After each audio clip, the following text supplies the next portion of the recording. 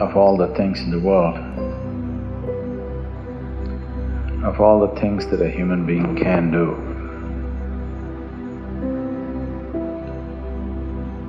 why yoga?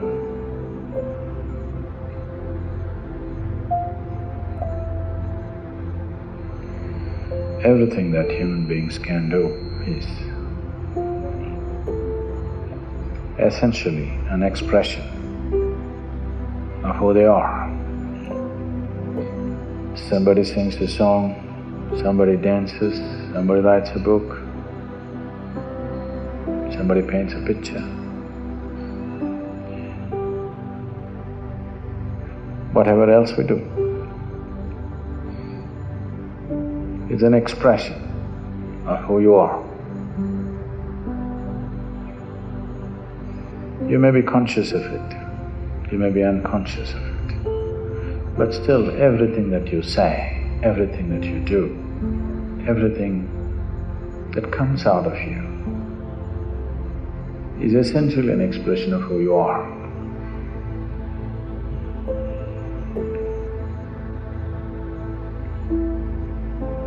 So yoga, in that way, is diametrically opposite to this, because it's not an expression of who you are. It's about determining as to who you are. It's about determining as to what you want to be. Changing the very fundamentals of one's existence. Today, there is substantial medical and scientific evidence to show that the very fundamentals of the activity of your brain, your chemistry, even your genetic content can be changed by practicing different systems of yoga.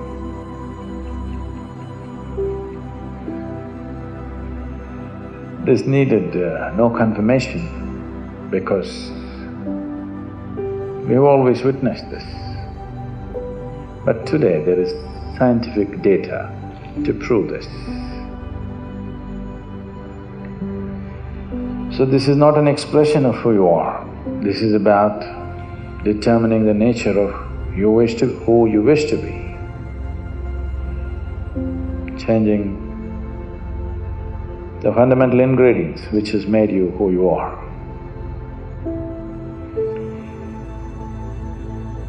So yoga as a system needs much more involvement than any other things that any other forms of things that we do, which are merely an expression of who we are. If you find full expression through any particular activity, it may also leave you somewhat transformed. If you cook with all your heart, some transformation may happen. Yes, taking care of a cow can change your life. If you sing with all your heart, some transformation may happen. If you dance with all your heart, some transformation may happen. But that is only a certain impact that is happening because of absolute involvement in a particular activity. But essentially that activity by nature is an expression of who you are. It is not determining the nature of who you are. So when we transform our activity, not as an expression of who we are, because who wants to find expression like this in the morning? Definitely not, isn't it? So, it is not an expression, it is a method, it is a means, it's a technology through which you can change the shape of who you are, literally also, otherwise also. You can change the very shape of who you really are right now, that can be transformed. Because who you are right now as a person is a combination of things. genetic material, before that the karmic substance that you carry. Because of that, you chose a certain womb, so the genetic material. And since the moment you were born, whatever kind of impressions that have gone into you in the form of variety of experiences, situations, thoughts, emotions, relationships, associations, whatever else you have imbibed, all these things make you a certain kind of person. When you say, I am a certain kind of person, what you're saying is, I have this kind of compulsions. When you say, I am this kind of person, what you're saying is, this is the kind of compulsions that I identify myself with, so I am this kind of a person. People, it's a very Western thing, but it's very much there in India today, because a lot of Indians are far more Western than West. If you go all the way west, you come back to India. So they are much more Western than Westerners are today. So people say, I'm a morning person, I'm an evening person. So what they mean is, morning, I cannot wake up in the morning. That means I'm an evening person. I can't stay awake in the evening, so I'm a morning person. Not only that, people… it's going far, some are BlackBerry people, some are Apple people. World is getting divided in so many ways. They're not just instruments that you use and keep it down, you get identified with it. So there are chapati people, there are rice people, there are dosa people, there are idli people, all kinds. So, what kind you are is essentially a certain type of compulsions. So you set yourself into the process of yoga because you don't want to be this kind or that kind. That you will be the kind that you're required to be in a particular moment. If it's morning, you're a morning person. If it's evening, you're a evening person. If you're not required to be a person, you're not a person. That is, you become flexible. This flexibility we start working with your body to start with. Afterwards, it should come to every aspect of your life. Your physical structure, your psychological structure, your emotional structure, your karmic structure, everything should become flexible, that it can be whatever it is required to be. It is not stuck being this way or that way. So yoga as a process, yoga as a method, yoga as a technology, yoga as a science is essentially to break the limitations of a certain concretization that happens, which we call as personality. To evolve from being a person to a presence. If you're a person, that means you have made a shell out of yourself. You formed a shell, within that shell only you can operate. If you break the shell, you will no more be a person, but simply a presence. As life is, as God is, just a presence. If it can be encased in a shell, it becomes a person.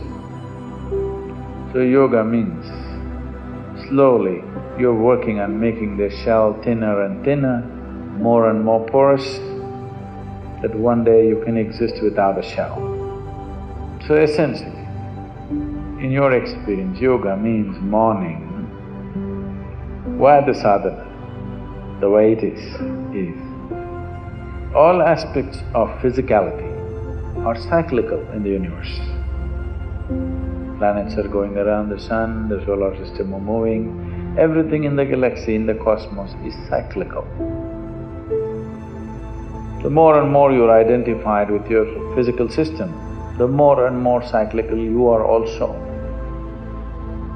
Your experiences are cyclical, the process of life is cyclical. If you watch carefully enough, Even the situations that you face in your life come in cycles. So yoga means, on one level, to break the cycle of life. What is a circle right now, we want to open it up and make it a straight line.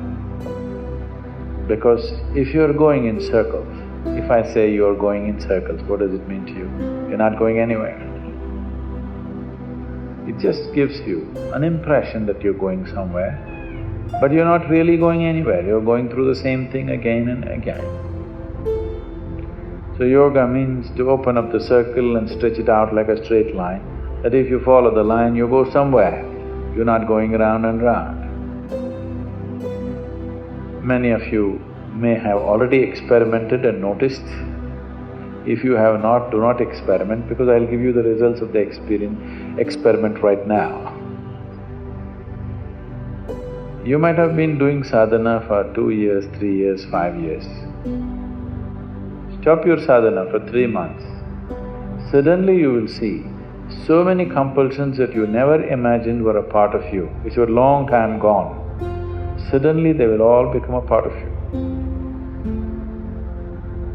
But those who are doing their sadhana properly, they eat in the morning, they don't think of food till evening. It doesn't occur, because it's no more a compulsion. You eat, it's consciously you eat, otherwise no. You stop your sadhana for 3 months and see, your hands will just grab just about anything and put it in the mouth. These compulsions will suddenly come back if you just break the sadhana, because nature is not going to release you so simply. You have to work at it and work at it and work at it. Otherwise, you must be happy doing the circle. A circle also can be described as a circus. If you become conscious, the whole thing looks like a circus. If you are not conscious, you can only see 3 feet in front of you, then it's all real. If you can see the whole circle of your life, suddenly it becomes like a circus. Once you realize it's circus, you don't want to go through the circus again and again. Only if your vision is too limited, you can see only 3 feet in front of you, everything is real for you. If you open up and see the whole circle, the way you're going, it looks like a circus, and definitely you don't want it to continue forever, you want to do something about it. So these cycles, these repetitive cycles of compulsiveness is coming because there are various types of memories in the system. Memories, karmic memories, information essentially means memory, isn't it? You understand? Any information means memory, isn't it? How do you carry information? Only by memory, there is no other way. Either in your head or in a chip or in a computer, it doesn't matter, you can carry information only by memory. There is no other way any information can stay anywhere. So there's a huge volume of memory, karmic memory, genetic memory, mental and psychological memory, every kind. If this memory was not there, your body wouldn't even take a form. Your body knows that it has to take this form. When you were in your mother's womb, so many billions of people on the planet, everybody took this form. 2 legs, 2 hands, 2 eyes, like this. If the memory was not there, we do not know what form it would have taken.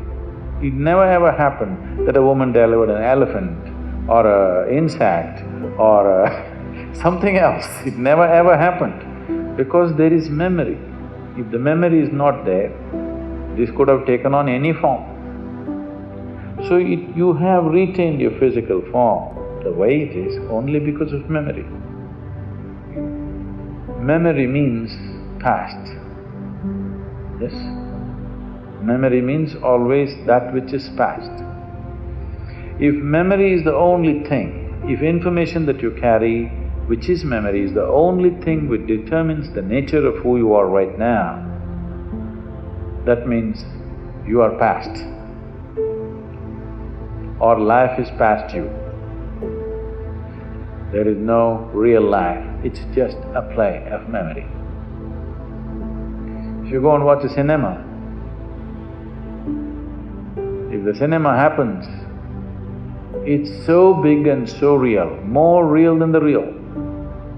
It becomes a bigger reality than reality because it's so exaggerated.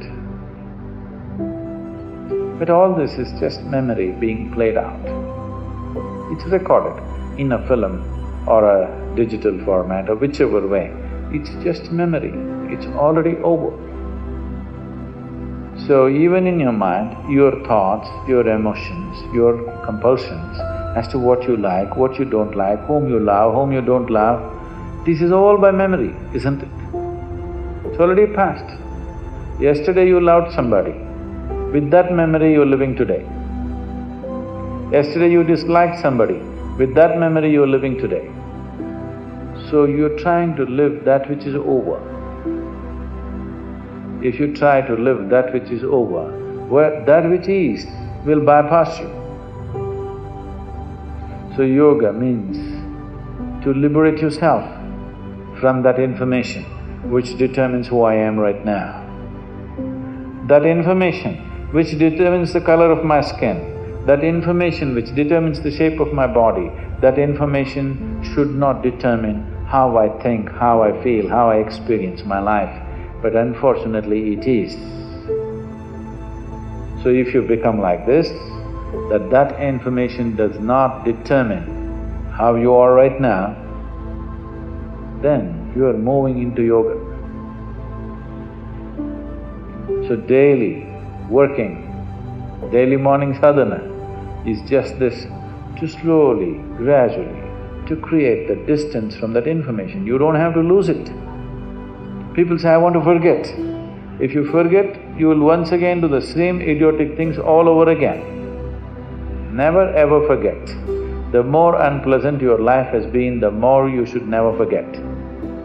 If you forget, you will do the same stupid things all over again. This is not about forgetfulness, but being able to carry. See, suppose today you have memory sticks. If it's all the time plugged in and all of it playing, you'll go crazy. You can carry it in your pocket, no problem. When you want, you stick it in your computer, otherwise you put it in your pocket, this is good. No problem. Memory is still there, but not compulsively working through you. When you want, consciously you can activate it, otherwise it lies there. So if this becomes like this, if you want, you can activate all of it, otherwise you can keep it aside. Then once that freedom comes, memory is not a problem. But right now memory is a problem because it's playing up all the time. Yesterday's love, yesterday's dislike, everything is determined who you are today. It will not allow you to experience what is today. It will not allow you any possibility of life. It will just keep on, you are like a broken record, just going on the same thing. I dislike this person, I dislike this person, I dislike this person. Only yesterday you disliked him. Today it's not necessary to dislike him. Yesterday he was doing something, we disliked him. There is no need to dislike him today, but the memory is playing up and saying, I dislike him, I dislike him. Whether you like him or you dislike him, both ways, it is an old record playing, which will not allow you any perception unless you begin to perceive life in larger and larger doses. There is really no experience of life, just mind playing over and over, same record. So yoga means breaking this cycle, and nature will not release you from that, just like that. It needs a certain amount of work. If you want to be just like that released, then you have to release yourself from the body itself. Staying in the body, which is the way it is only because of its memory, and not being a part of that memory. It is the foundations of information that we carry which has constructed this body the way it is, to live in it and not to be off it will not come easy. I'm not saying it's difficult, but it needs to be worked at. The sadhana is just about this. However simple the sadhana is, every day if it is worked at, slowly one can see a certain level of freedom happening within you, step by step, maybe inch by inch, maybe micromillimeter by micromillimeter. But nobody can say it is not releasing you, it will slowly release you. If you want to go rapidly, lot more to do. You don't mind going slowly, something to do.